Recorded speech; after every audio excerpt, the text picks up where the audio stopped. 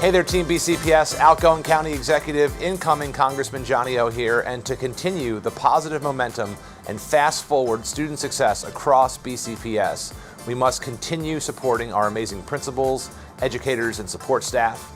We must continue making needed investments in both our people and our infrastructure, and we must continue engaging with parents and community members in the years ahead. We have seen significant improvements across the school system. The Maryland School Report Card shows that. Whenever this happens, we are first tasked with confirming why things have improved. We should ask ourselves, what is this success the culmination of? These aspects of our plan should not change, and yet to continue to improve, we must set our sights on any areas, groups that may have been underserved, leading to this point. Throughout this process, all stakeholders must be on the same page as we are to help all of our students achieve success.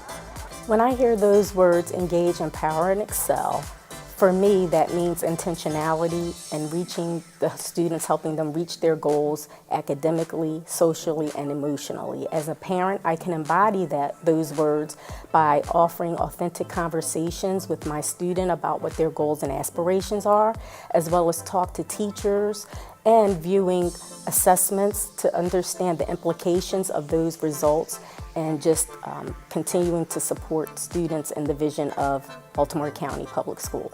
I love being a part of Team BCPS. I love the way I'm treated, not only with the district, but with my school. I like what we foster with our students. I like our math curriculum that we offer to our students. I love that I graduated from Woodlawn High School and that I'm able to come back and foster those relationships and teach the children of a school that I used to be a part of. We are choosing innovation over what we have always done in order to excel all students. And we are empowering one another to take risks and to learn together, to grow together, because I believe that that is the vision of Dr. Rogers. Through our work with Research for Better Teaching, we are learning more and more about how we can truly captivate, motivate, and ensure that all children are engaged in high-quality instruction in every single classroom. I think BCPS, and more specifically Eastern Tech, does a great job of fostering trust among students, parents, educators, and the school itself. I think trust is one of the most important things that we can maintain, and by establishing transparency between everybody, by posting updates in school G groups, I think we do a great job of promoting student success. I've been in the county since kindergarten, and I really enjoy just having an impact on my community through SGA and through other clubs that I run. And I love my teachers. I haven't really had any bad experiences with my teachers, and I feel that a lot of BCPS students are just really supported by our community and our admin, and I've just had overall really good experiences with them. BCPS is helping me succeed definitely through the teachers. I have close relationships with a lot of my teachers, and I feel like when I'm going through a really hard time with school or just in my personal life, I can always rely on a bunch of trusted adults in my school, my teachers, my admin, guidance counselors, because they really promote that we are here for you in my school. There's resources, QR codes to make appointments. So if you need anything, you know that the admin is always there. We must ensure that students have access to the resources and mentorship that will set them on the path that they desire in life, whether that be college, small businesses, or many other paths that you can take in life. When I'm engaged, I can empower others around me to then also be engaged, which makes the people around me and the whole school environment excel. Our team has wholeheartedly embraced Dr. Rogers' vision of engage, empower, and excel. We first engage all of our schools by building relationships. We build relationships with our principals, with teachers, with staff, and with students in order to foster the school improvement work. We empower our schools to be creative, to think outside the box when they're thinking about school improvement and how to meet the needs of all of our students. And finally, we excel because we know, using the 5 domains of rapid school improvement, our schools are positioned to excel. Anecdotally, this investment in adult learning has already yielded an increase in productivity, an increase in job satisfaction. Folks are talking to us about morale. Just the ability to be together in a space dedicated to adults is already impacting that. And I'm also excited to say that we do have data that shows a direct link between individuals that participate in professional development and training and retention. And the other exciting thing that we're happy to report is that our stakeholders are giving us great data on enhancements in our customer service and communication practices as a result of our trainings that focus on our standards of excellence. Organizations that invest in their adults are organizations that are able to thrive in difficult times. Never before has special education been at the center of all conversations, whether that's from data discussions to service delivery in schools to our services and commitment to families. Special education is a priority. So by it being a priority, it's allowed us to leverage resources that we haven't been able to have previously. That's with allowing us to have IEP facilitators in buildings, to increase special educators with a priority for early childhood and access to home schools for our youngest learners. We've been able to really prioritize that funding to support our students receiving special education services and their needs and services. We must determine what is working for our communities, why it's working, and then how to build on that success. Openness to change is a part of a positive, hopeful environment. We create this by embracing discomfort and vulnerability and celebrating this with the staff and the administration.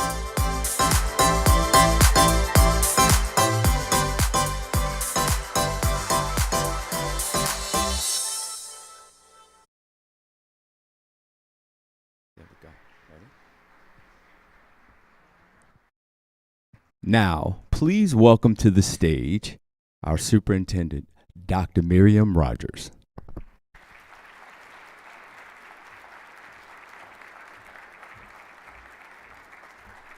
Good morning.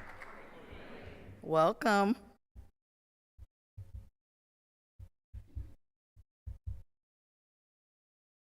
All right, well, we will get started. I'm so excited to pretend to see you. I did see you in the lights.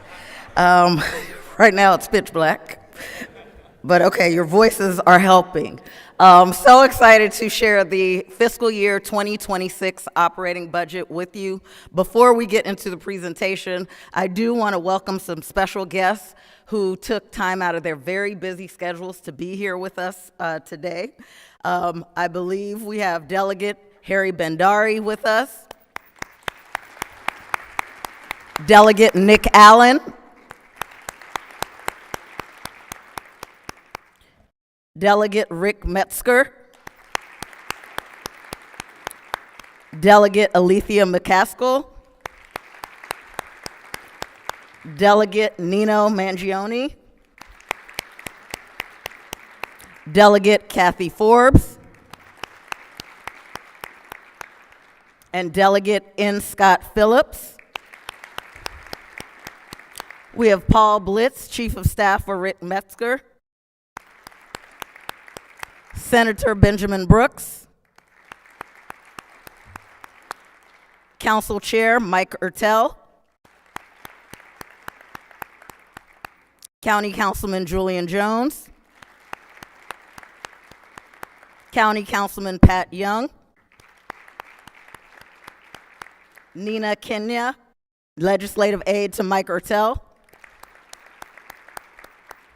Fatima Whitmar, Aide for Alethea McCaskill,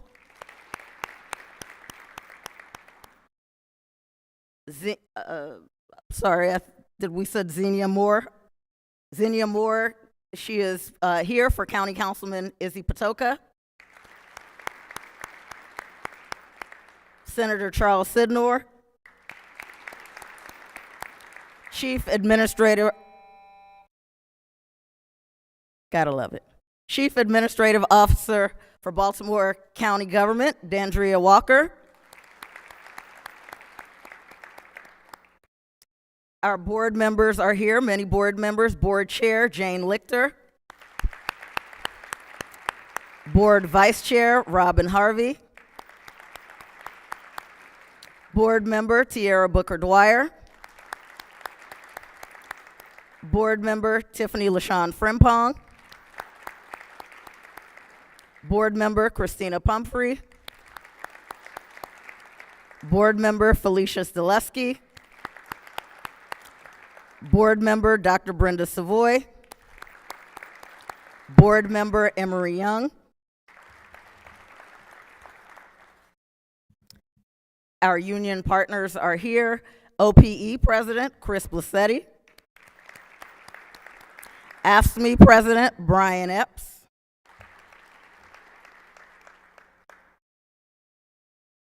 TABCO President Cindy Sexton and Elliott, ESPBC President Jeanette Young, from the First Financial Federal Credit Union and the Education Foundation, we have Cindy Jones here.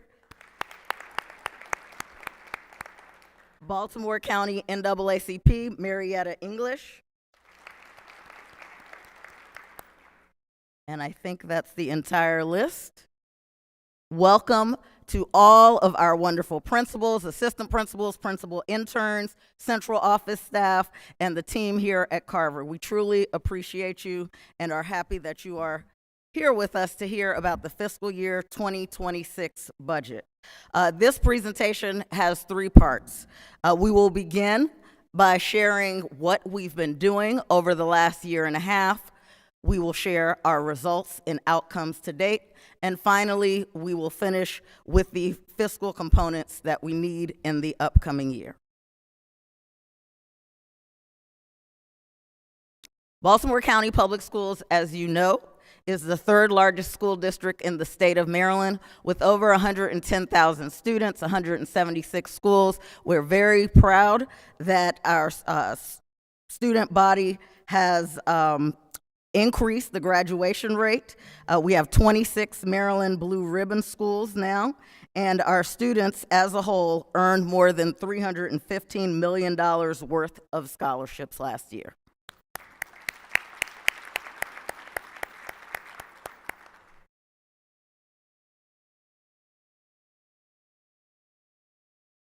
So when we started to develop the budget this year, we employed many of the same steps that we used last year.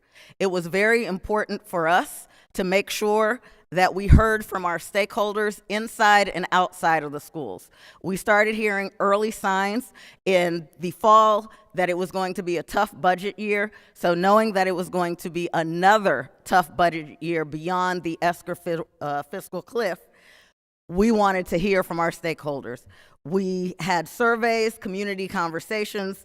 The principals also had an opportunity to weigh in, not only through a budget priority survey, but monthly meetings where we would share some findings with them, some suggestions, and give them an opportunity to talk with each other and share some feedback with us to help us to chart our course for this budget. Additionally, we had Budget 101 updated for our community members, met with our central office staff members monthly as well, and the advisories informed the work that we were doing. Of note, I want to share with you a few things that I shared at a prior board meeting, which was from the surveys. When you looked at the several thousand people who took the surveys, the #1 overall priority in whether it was a school employee survey or a community survey was hiring and retaining our high-quality staff members. And so that's very important because as we go through the budget, you're going to see where we honored that request that was common across all stakeholders. Also, when we asked stakeholders what approach would they like us to take as we went forward with developing this budget, across all groups, it was very clear that they wanted us to examine opportunities to improve. There was not a desire to stick with everything that we had or to add a lot to the budget, which came in handy. And lastly, in all groups of priority was to provide academic support and services to students that were in need. These surveys and these opportunities to speak to the community directly at our community conversations serve to really substantiate and let us know that we've been moving in the right direction. On this slide in front of you, you've seen this before. This is our Team BCPS pathway to success. This pathway to success was developed looking at the student data, looking at how our students did not only as they matriculated through BCPS, but also as they moved on to post-secondary education. On this slide, you see the specific steps, the specific trajectory that our students need to take in order to be college and career ready by the end of high school. You'll note that we have markers as early as kindergarten. And so when we talk about pre-kindergarten expansion, it's because students need a high-quality experience in order to hit the first marker of college and career readiness in kindergarten. You also see third grade. That is the year that we're looking for all of our students to be reading at or above grade level, because we know high quality instruction and a student's ability to read and comprehend is going to impact every single subject and their entire career in Baltimore County Public Schools and beyond. In fifth grade, there is the performance of our students on state assessments. In eighth grade, a marker of success is successful completion of algebra with a grade of C or higher, and in high school, there are several different markers.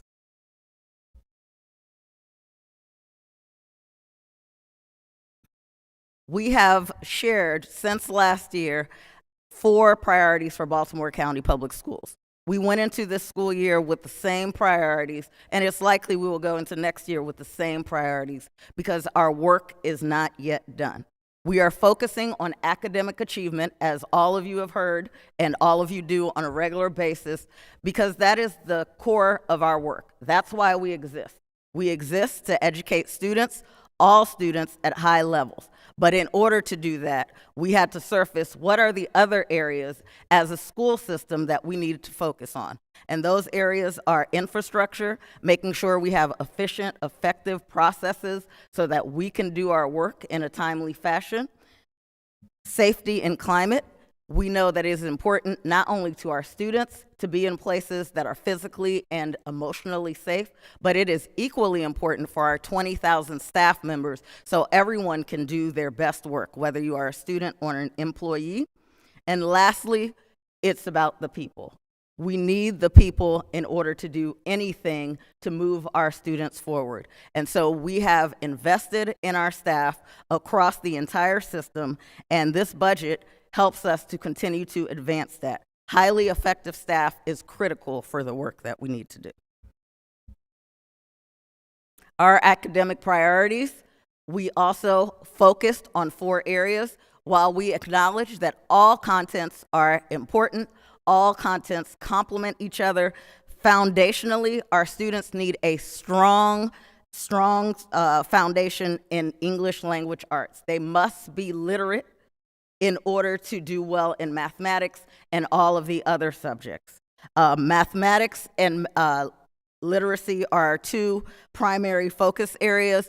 Also looking at how our multilingual learners are doing, making sure that we have high quality instructional materials for our students and holding them to high expectations, and really meeting the needs of our students who receive special education services. As student needs continue to grow, particularly post-pandemic, it is incumbent upon us, far beyond the fact that it is the law. We have a moral obligation to do everything that we can to make sure that all students have an opportunity to do well in Baltimore County Public Schools. We have known for a while that teachers make a difference. Last year, when we introduced the budget, we shared that it was the people's budget. It was the people's budget because the people informed all of the steps that we took. The people informed the priorities, and it was really an investment in people, identifying the gaps that we had as a system, investing in staff development teachers, in IEP facilitators, based directly on the feedback that we heard from our stakeholders, and looking at our student data, our student progress, and their needs. When we talk about this budget, we know, because we have seen over the last year, that leaders and staff members make a significant difference in the progress of students. The research tells us that our principals account for 25% of a school's impact on student achievement. So our leaders are just as important as the teachers and support professionals inside of our classroom. Effective teacher teams have the power to accelerate student learning more than any other practice, which is why, as a system, we relaunch and double down on our efforts to have effective, high-functioning professional learning communities in all of our schools and all of our central offices. Our investment in professional learning was formalized over the summer. The work in employee development is led by Dr. Liz Berquist in our Employee Development Center. We have anchored in a new text because we all knew that for years we've been going into buildings, we've been providing teachers with feedback, but we weren't sure when we said high quality teaching and learning whether or not we were all talking about the same component. And so in earnest, we level set as a system. We provided professional development to our teachers, and we're so proud that more than 5,497 teachers showed up this summer to be trained. We had makeup training. After that, 95% of the leaders participated in this training, and we also moved new educator orientation to make sure that that was a mandatory component as someone came new into the system, with 679 educators attending that. Implementation science tells us that it takes 3 years in order for us to see the data change. You have to first put the pieces in place. The foundation has to be correct, and then you need an opportunity for teachers to learn, for teachers to practice, for the paraprofessionals that are in the classroom to deliver additional instruction and support to our students, for our leaders to lead before you start to see the data moving. And so we want to manage expectations because it typically takes 3 years, but the Baltimore County Public Schools story is a little different. And so the next part of this presentation, I want to share what we've been seeing across our school. And so the first thing that we know is that students need to be present in school in order for us to teach them. And so working together, central office as well as schools, we launched a Here For It attendance campaign, and the sole purpose of that campaign was to make sure that we communicated with families the importance of students coming to school. We communicated with students, we provided incentives, we monitored how our students were doing, and for students that needed additional support, that we provided that. As a result of the hard work of all of the teachers, the staff members, the central office, Baltimore County Public Schools last year was the most improved school district in the entire state of Maryland with reducing chronic absenteeism. You all absolutely deserve a round of applause. But you guys know that I am a nerd at heart, and so I could not share this data point with you without sharing, while it looks great in the aggregate, it looks even better when you disaggregate the data. When we look at the East Zone, the West Zone, the Central Zone, when we look at elementary school, middle school, high school, when we look at all student ethnic groups, when we look at student service groups, meaning our multilingual learners, our students receiving special education services, our students living in poverty, there are improvements in every single one of those areas. And I think that's the real story, that schools didn't just go for a few students to improve that rate. Schools really looked at every individual student and made gains in that way. The most improved schools, you guys, I think we need to give them another shout out. McCormick Elementary School, led by Principal Cortezes, Lansdowne Middle School, Principal Warfel, and Milford Mill High School, led by Principal Shipman.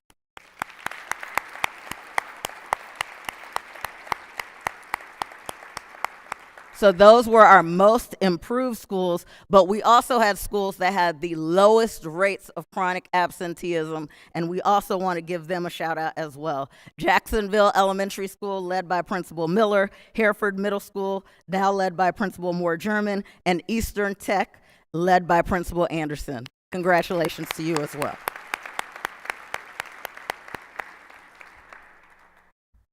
So once we get the students in school, we want to check and see where they are when they come back in the fall. We want to take a look in the winter and see how they're doing. And then we want to see at the end of the year, in between fall and winter, we give students a growth target.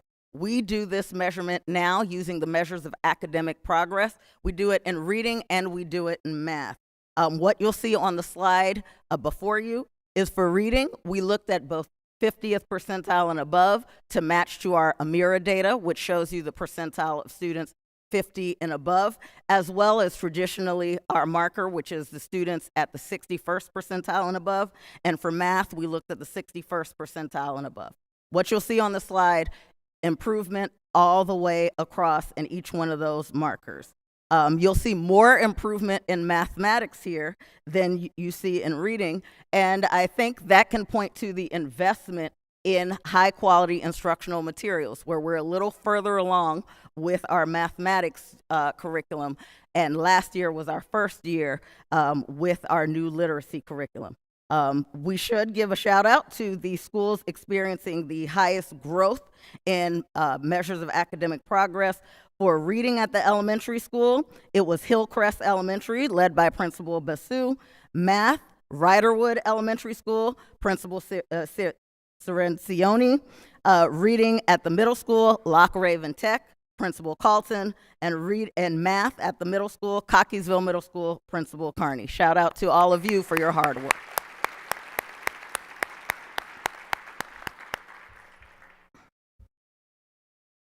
Literacy has been on the news very much recently as the state board has moved to adopt a literacy policy and some expectations around third grade reading. Prior to all of this conversation at the state level, we had shared our trajectory because we knew based on our data that it was very important for our students to read at or above grade level by the end of grade 3. So Baltimore County is in a good place when it comes to implementing the state expectations, because this is already our expectation. We're so grateful that our Board of Education approved and our county funding partners provided the resources for us to implement last year for the first time a brand new elementary literacy curriculum, which had a lot of learning for our teachers and staff members. But what's important about it is that it is evidence-based. It is rooted in the science of reading, and there are ways for us to check that are tested for reliability and validity, completely objective, how our students are doing. On this slide, you see in front of you data from our kindergarten students to third grade students. Students reading at or above grade level, their performance at the beginning of the year compared to the end of the year. And what is great here is we see progress in every single grade band. We also note that the earlier that we're providing curriculum that's focused on the science of reading, that seems to have a very positive impact on our students.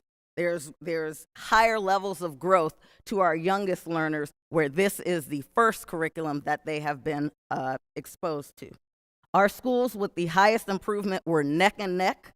They were both at 22.5% of growth, and that's Gunpowder Elementary School, led by Principal Cunningham, and Perry Hall Elementary School, led by Principal Thompson. Congratulations to those school communities.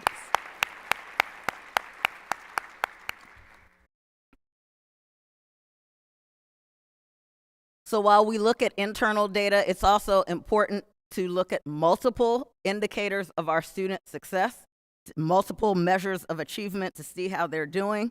On this slide before you is the state assessment in English language arts and mathematics. What you'll note is as we are reversing the trend of academic decline for the first time in a very long time, that chart is almost all green. 13 out of 16 indicators, Baltimore County Public Schools students improved, and as a result, across the state, we had the second highest percentage of improvement on the Maryland state assessments. Yes, we should clap for that. That is extremely hard work that teachers are doing day in and day out to make sure that they are teaching the curriculum with fidelity, and not only when we assess internally, but when there is an external assessment, students are able to demonstrate mastery of objectives. And the last data point that we'll share is the Maryland report card, which recently came out. How does Baltimore County Public Schools compare to the state? We are so excited about this news because, again, as I shared, implementation science tells us it takes 3 years before you start to see the achievement data improve once you are focusing on foundational components with all of your schools and implementing with fidelity. What we have seen over 1 year is Baltimore County Public Schools for the first time is outpacing the state, which is why we went out all the decimal points. Yes, we made an exception.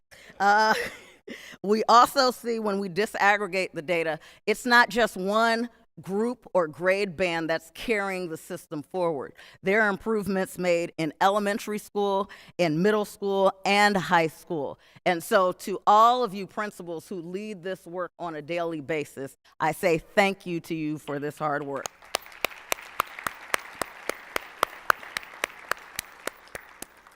As you guys know, the Maryland report card has many components that go in. It's not only the achievement, but it's also the progress, and then the progress in achieving English language proficiency for our multilingual learners, which, as you know, are fastest growing population in Baltimore County Public Schools.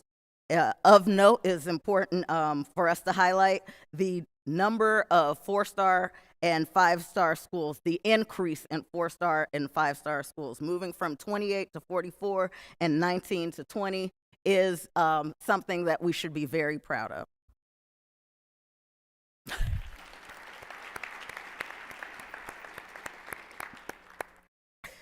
So I have to take a moment to brag on our schools that are in here that are doing all of this hard work.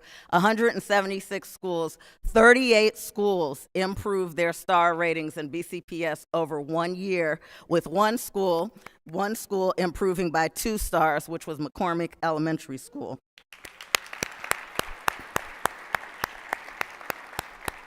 Across the state of Maryland, Baltimore County Public Schools has the greatest number of 5-star schools.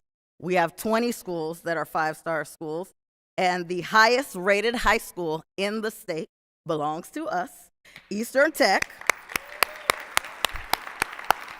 But that's not all. 2 of the highest rated elementary schools are right here in Baltimore County as well, Rogers Forge Elementary School and Sparks Elementary School.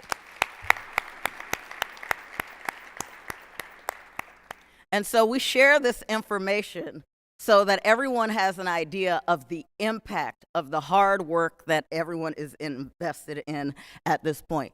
We have shared that the research tells us that there is a through line. There is a very prescriptive course of action that school systems should take if we want systemic and sustained improvement, which is what we want. We don't just want some schools to improve. We want all of our schools to improve, and then we want to keep improving as we go through the years. It starts with the curriculum. The materials that we place in front of our students on a regular basis is very important, and so I am truly grateful to have a Board of Education that provides us with the support and the approval that we need to move forward with new curriculum. Just this year alone, we are in a pilot for literacy curriculum for the secondary students, which is grades 6 through 12. We're going to bring that forward to the board this spring. We have a new multilingual learner curriculum, and as you know, we are in the second year of the the elementary literacy curriculum.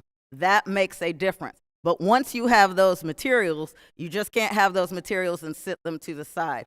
This is when it's incumbent upon us to work with our vendor partners, to work with central office to provide the direct supports that our teachers need, and for us to be out in those schools on a regular basis so we can monitor fidelity of implementation. Professional learning is extremely important. As I shared, we have invested in professional learning for not only our teachers, for our leaders, for our central office staff, and our paraprofessionals, because that's what makes the difference in terms of what students receive.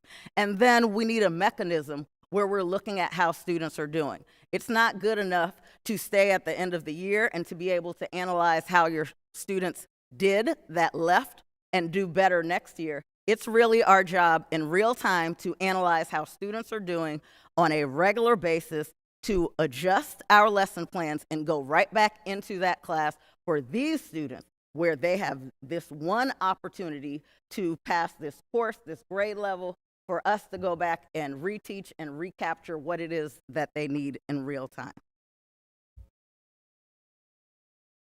Beyond that through line, it's important for us to talk about implementation. 70% of strategies that get started fail as a result of implementation. Whether it's the details aren't there or we're not following, we don't have a way to monitor. And so it's been extremely important for us as a school system to not only have the big picture clear, but also to be thinking about the details, to be considering how we're going to monitor for implementation, and if something is not working, how do we make a change right away, informed by the stakeholders that are closest to the work. School system improvement is both a technical process, but it is also a social process. You can't do this work simply by looking at data or simply by purchasing curriculum and other items. You have to do this work with people. It is rooted in people. Team BCPS means something. Not just that they exist, but that they have a voice, that they inform the steps that we take as a system.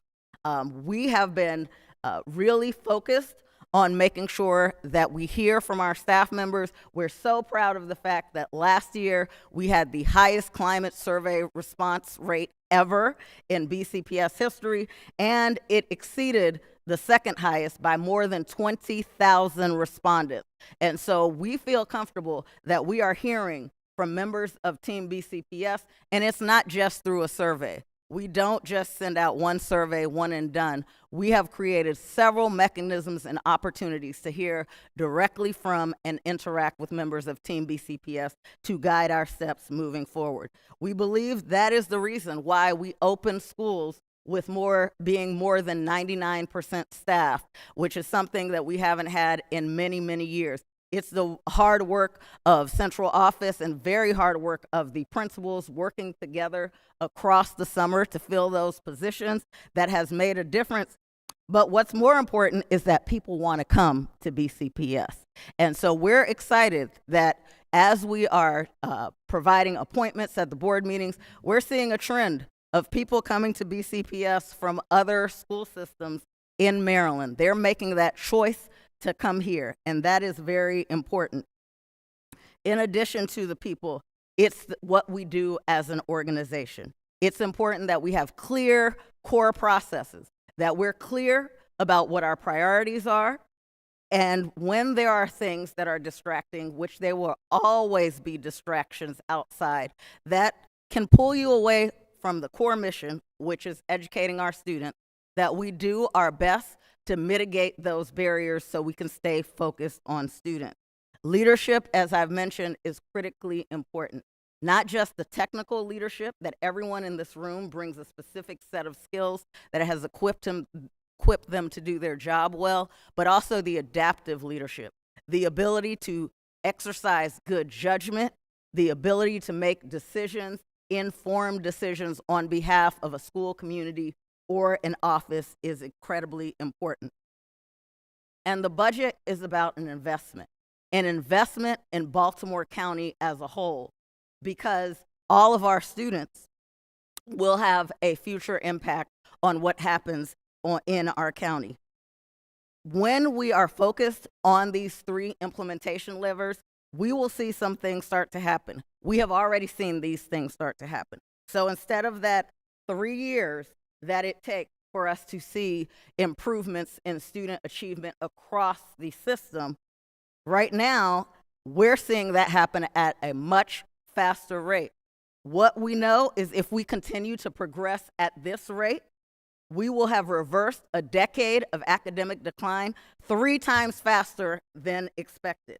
And that is if and only if we continue to invest in Team BCPS, invest in the adults that make it Team BCPS, and invest in our students. We need to continue to have clarity of expectations and to remain focused on our priorities.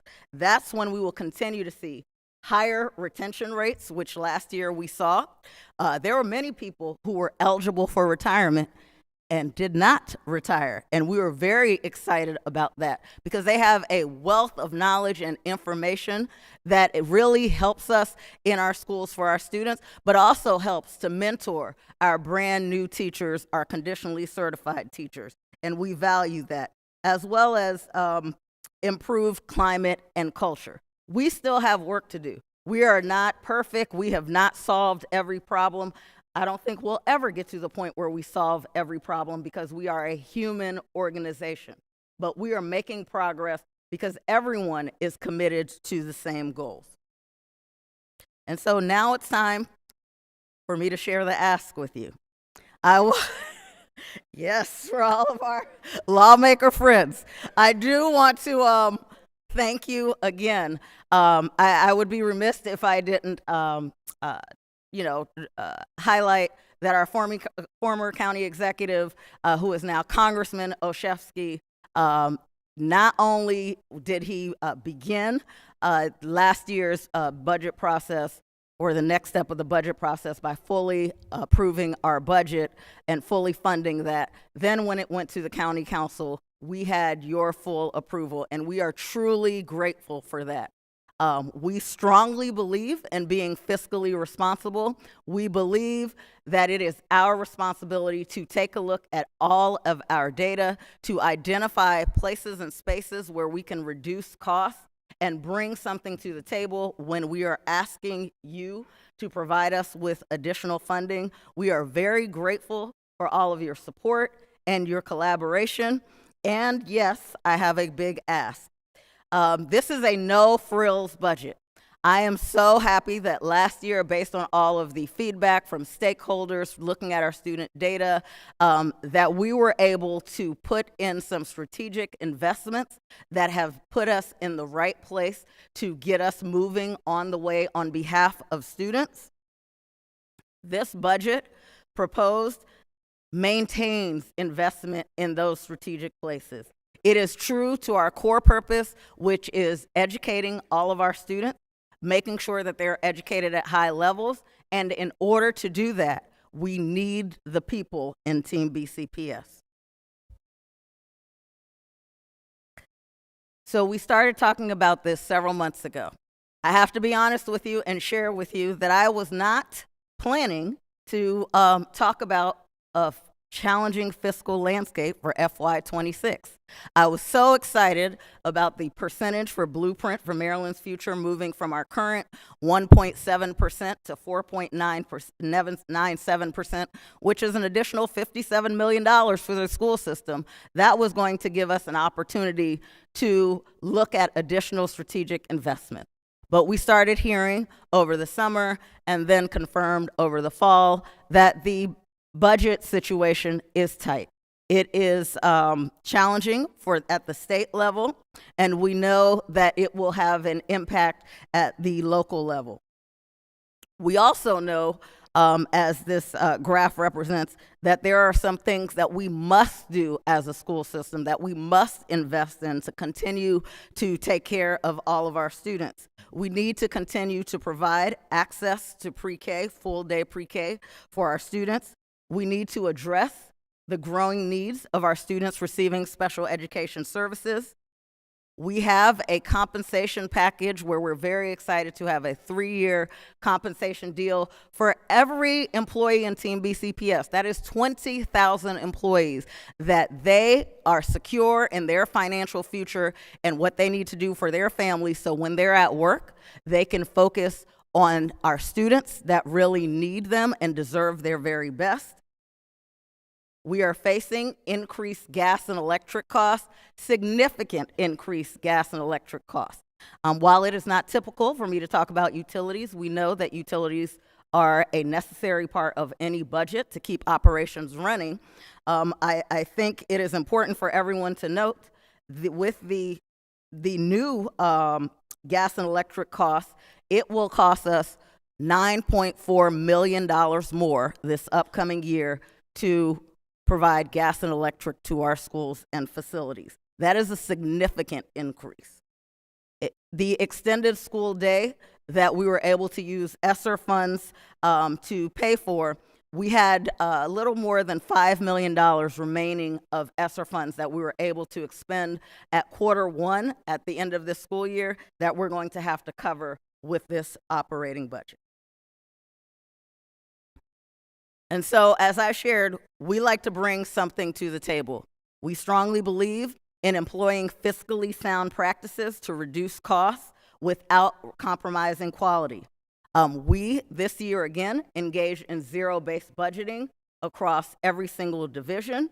We budgeted to actuals, and in any case where there was an increase, we required the supporting documentation, the numbers, and the calculations to see that.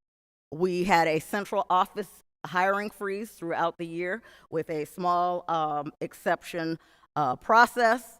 And we had to make some very difficult decisions because I want to bring you back to last year. Last year, when I stood before you, I was able to share that internally we made over $5 million worth of cuts. When you do that, the following year, when you go back and you're looking for places to save, you don't have all of those areas available. There is not that flex that's available in the budget. And so it is beyond low-hanging fruit and the obvious. It requires an approach that is very precise, line by line, identifying. The number of $26 million that we see here, that was not gained easily. There were not big pockets where we could find this.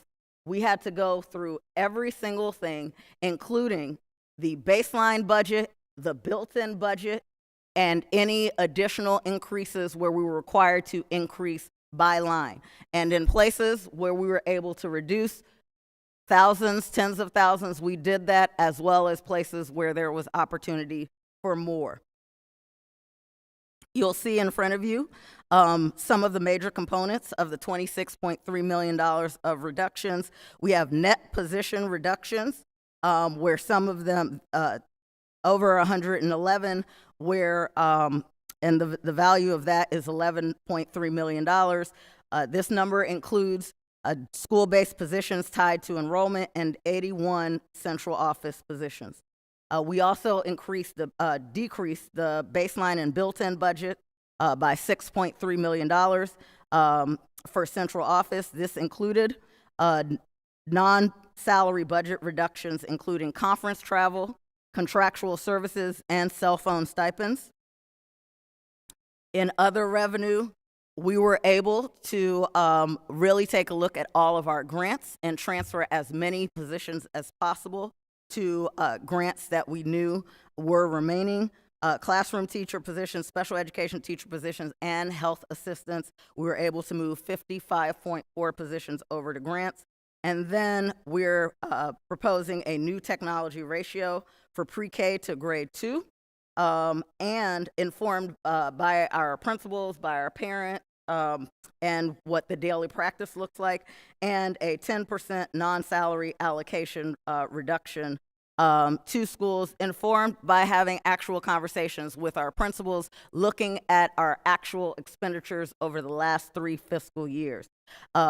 We have had to make difficult decisions, and we are committed to finding other opportunities to increase revenue in Baltimore County Public Schools. We have a new director of grants and special projects, Ms. Heather Lagaman, who already, her goal for this year was $2 million to bring forward to us in grants and cost savings.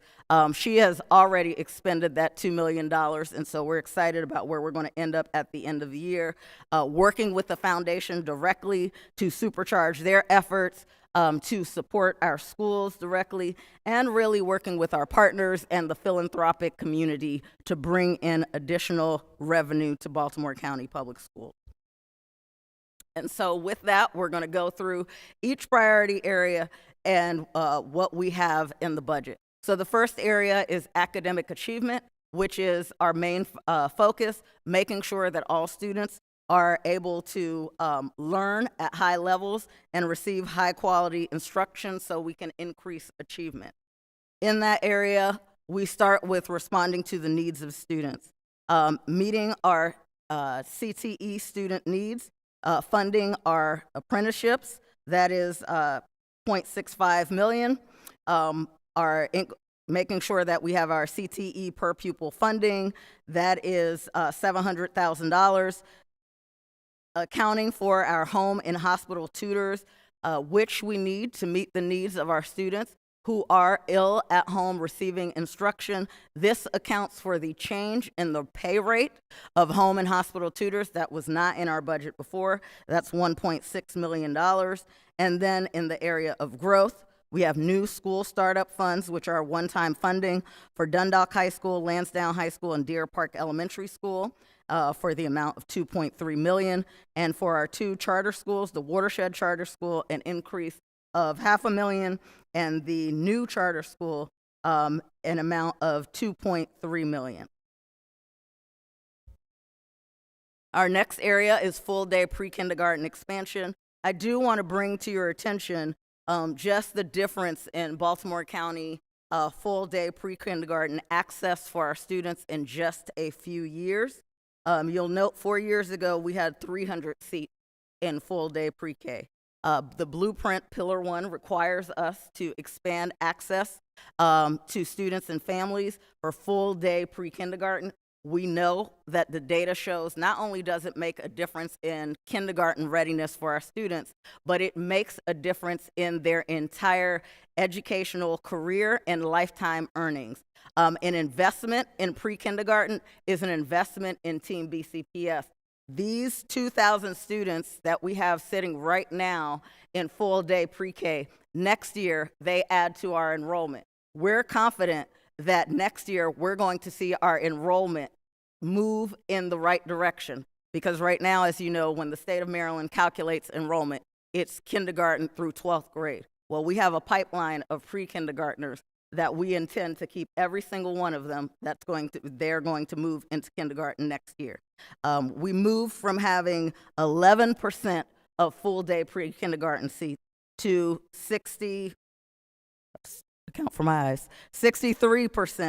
of full-day pre-kindergarten seats.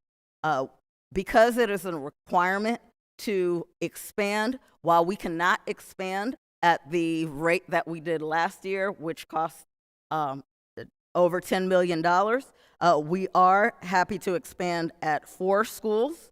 The schools are listed here. We would have 7 new full-day pre-K sections across these 4 schools: Owings Mills Elementary School, Padonia Elementary School, Lyons Mill Elementary School, and Rossville. The cost of this expansion would be $830,000. It will require us to add 12.8 additional positions. Those positions include classroom teachers, special education teachers, and paraeducators to meet the needs of our students. Our next area of investment is a big one. Our students receiving special education services need, deserve, and require our very best. I think it is safe to say that at least for the last 10 years, when we look at our special education budget and our special education expenditures, we were always over budget. Special education is a requirement federally, and so it wasn't a matter of whether or not we were going to pay. We always had to take care of that in the middle of the year or the end of the year. Now I'm going to bring you back to the savings and the changes and the reductions that we made to the budget. Well, when you had a lot of flex in the budget, you could easily take care of over expenditures in an area.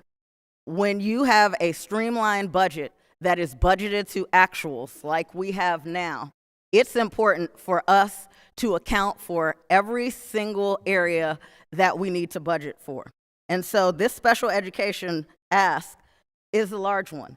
It represents $23.2 million. We need 32 additional teachers to serve in our regional programs, 4 teachers in our regional programs. We need para-educators to provide direct services to our students. And because we know that there is a national and there is a local shortage of special education teachers, it is not prudent for us to create special education teacher positions only to leave them unfilled. That does not provide students with the services that they need, and it does not provide any relief to the general education teacher, the other special education teachers in the building, or the principals who are trying to lead that work. And so with principal input, we are moving forward with proposing additional paraprofessionals to our program. This allows us to provide direct services to students, and it allows us to grow our own pipeline for special education teachers and additional adult assistants. For student assistive technology, that is $350,000. We need beyond our grant funding, we need additional funding for extended school year to meet the needs of our students receiving special education services over the summer. That is $110,000. And then the 2 large items on this list, again, budgeting to our actual numbers, what we actually need. And this is a moving target because it is ever changing, ever evolving. This is our best financial analysis. Related services, an increase of $4.2 million, and non-public placements that just increased tuition, an additional $9 million.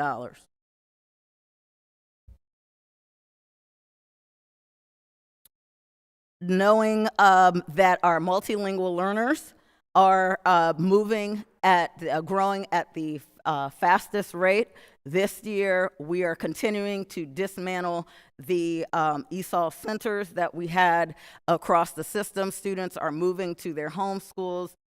They are receiving teachers and support in those schools.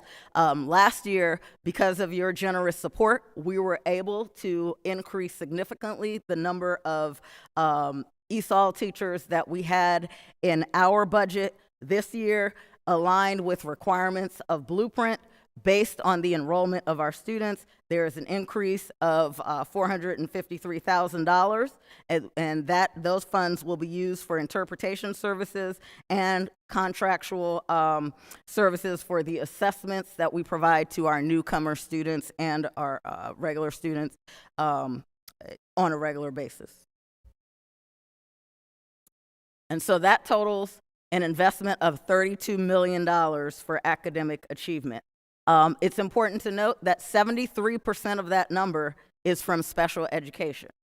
This should give you a hint that I have a big ask, because last year we were right around here for the entire thing.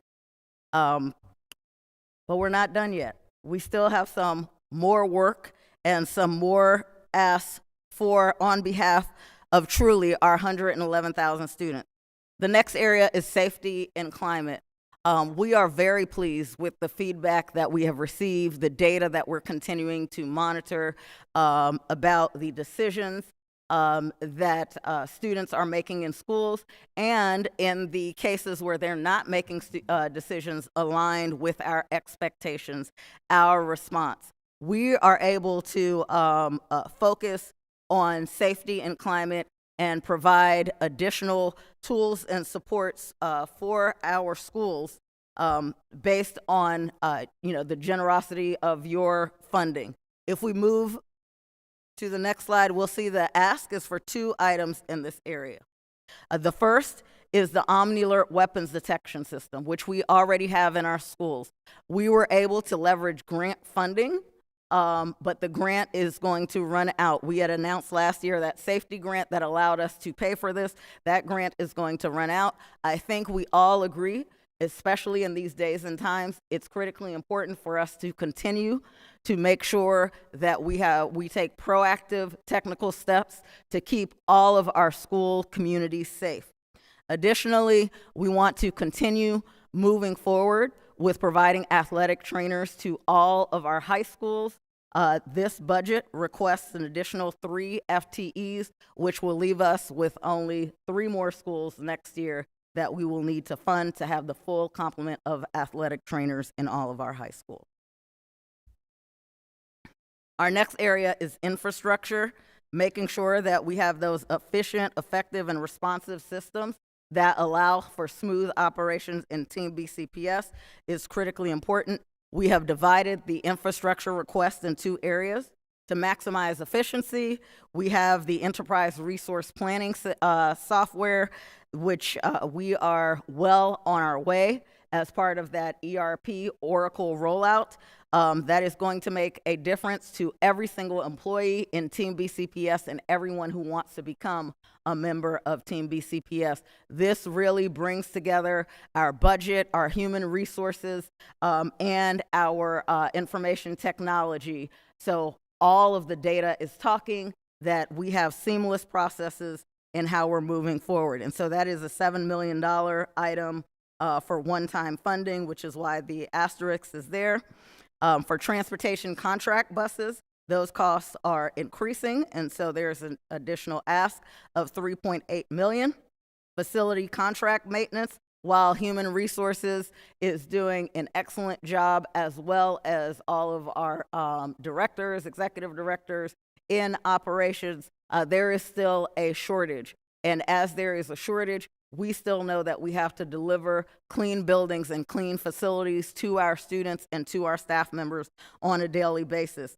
And so you see the cleaning services as well as maintenance of other systems. The cleaning services is $1.3 million. Maintenance of our other systems and needs is $1.8 million. And while we were able to lower the utility costs in other areas, there's still an overall increase of $8.7 million. And that number is 100% as a direct result of the new $9.4 million gas and electric bill that we will have next year. The other area in infrastructure is technology. Making sure that we are maximizing our cybersecurity. I think everyone is well aware of school systems, government agencies are facing a lot of concern as there are people who seek to get into the system, to pull student information, staff information, and this is a place that we don't want to go back to. And so our DOIT team is very diligent in identifying what we need to continue to keep all of our schools and offices safe. We need additional secondary school firewalls to protect our secondary school students. That's $2.3 million. Our elementary network infrastructure is failing now. You guys know that we have the 3rd oldest set of buildings in Baltimore County, in the state of Maryland. As a result, some of the infrastructure is old as well. It is time for us to update that elementary network infrastructure. The team has gone out and put in patches in place, and they work diligently on a regular basis. I'm sure if the lights were on, you would see some elementary principals shaking their head because they've had to maneuver through the loss of the systems that they need to assess students and instruct students on a regular basis. That cost is $1.45 million. And lastly, our network security software and support for $600,000 in this area. And this is the last piece. It takes people to be Team BCPS. Again, I want to manage expectations. Implementation science tells us it takes 3 years for us to start to see gains across the system.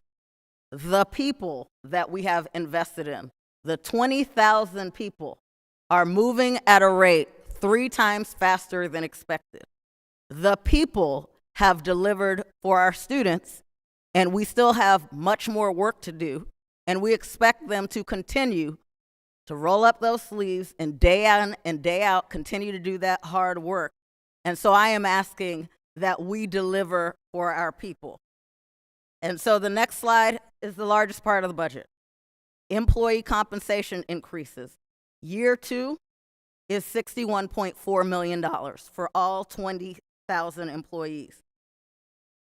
Part of the ESSER funding that I shared, the carryover that we were able to absorb, was $5.8 million. That allowed us to take care of contractual and substitute salary adjustments where we increased their wages by $4 per hour, and principals can tell you that allowed them to not have vacancies in these areas in their schools for critical roles that they need filled on a regular basis.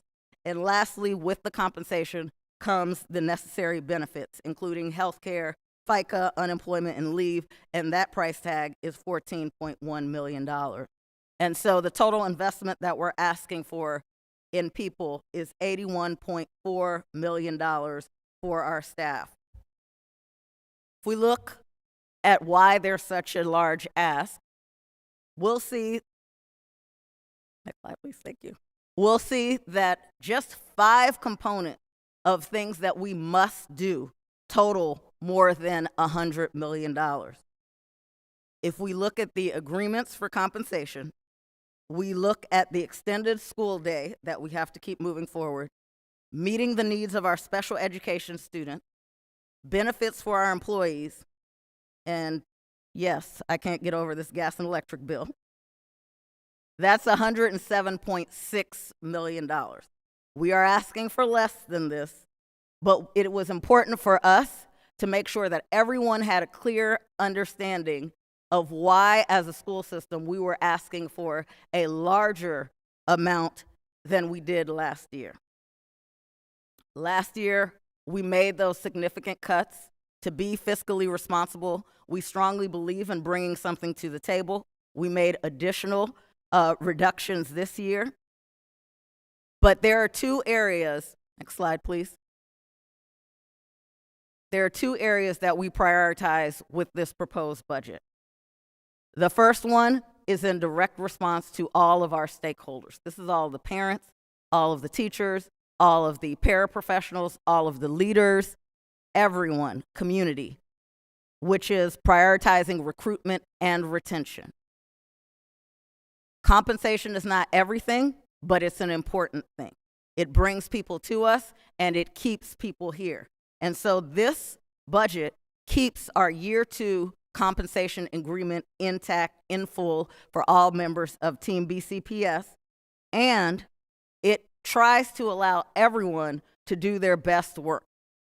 It preserves and protects our current staffing formulas and our current staffing allocation, so we can keep our class sizes as little as possible. What's important to note is if we are not fully funded, these things that we have prioritized, we have not touched because they are incredibly important. We're going to have conversations about that. On behalf of Team BCPS, I am asking that you strongly consider the degree to which we can fully fund the budget so that we can keep our recruitment and retention compensation package intact, and that we do not impact class sizes, which have a direct impact on our students. Over the last year and a half, Team BCPS has shown that when we invest the resources of time, attention, and money, we make sure that we have a clear plan, we execute it with fidelity, that it's going to produce outcomes for students. We understand and take seriously that this is why we exist, to meet the needs of all of our students. And so I truly want to thank you all in advance for all that you have done, all that you will continue doing, all that our staff members do on a daily basis, and I'm going to speak it into existence. I thank you for fully funding the budget. So thank you to all of you.